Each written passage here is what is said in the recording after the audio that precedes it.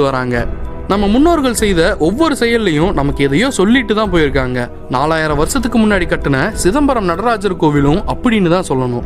அந்த ஆச்சரியங்கள் எல்லாத்துக்கும் முதல் உண்மை என்னன்னா, பல கோடி செலவு செஞ்சு 8 ஆண்டுகள் ஆராய்ச்சி பண்ணி சிதம்பரம் நடராஜர் கால் பெருவிரல்ல தான் மொத்த பூமியோட காந்த மையப்புள்ளி இருப்பதா உலக நாடுகள் கண்டுபிடிச்சிருக்காங்க.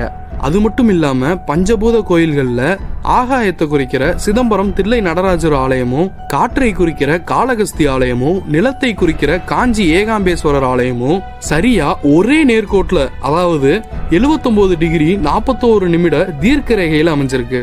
இத நம்ம கூகுள் மேப்ல வச்சு பார்த்தா மட்டும்தான் இந்த துல்லியம் நமக்கு கிடைக்கும்.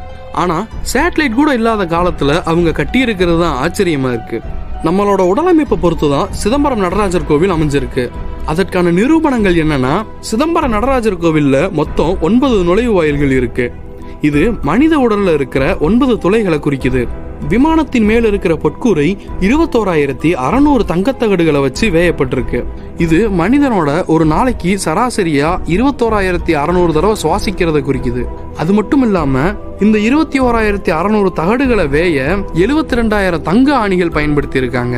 இந்த 72,000 என்னன்னா, நம்ம உடல்ல இருக்கிற ஒட்டுமொத்த நாடிகளை குறிக்குது. நடராஜரோட சன்னதி இடதுபுறமா அமைஞ்சிருக்கும். இது நம்ம உடல்ல இதயம் இடதுபுறமா அமைஞ்சிருக்கிறத தான் வெளிப்படுத்துது. நம்மளோட இதயத்திற்கு நரம்புகள் நேரா செல்வது கிடையாது. இடது வலதுன்னு மாறி மாறி தான் போகும்.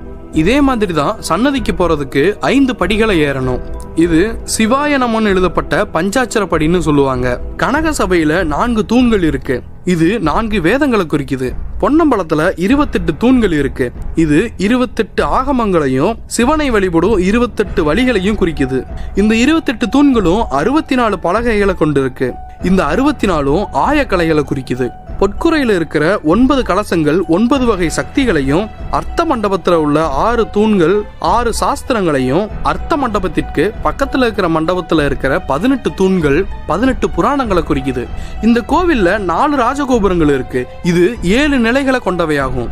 அதோட அடிப்பகுதி 90 அடி நீளமும் 60 அடி அகலமும் 135 அடி உயரமும் இருக்கு. இந்த கோவிலோட வாசல் சுமார் 40 அடி உயரமா இருக்கு.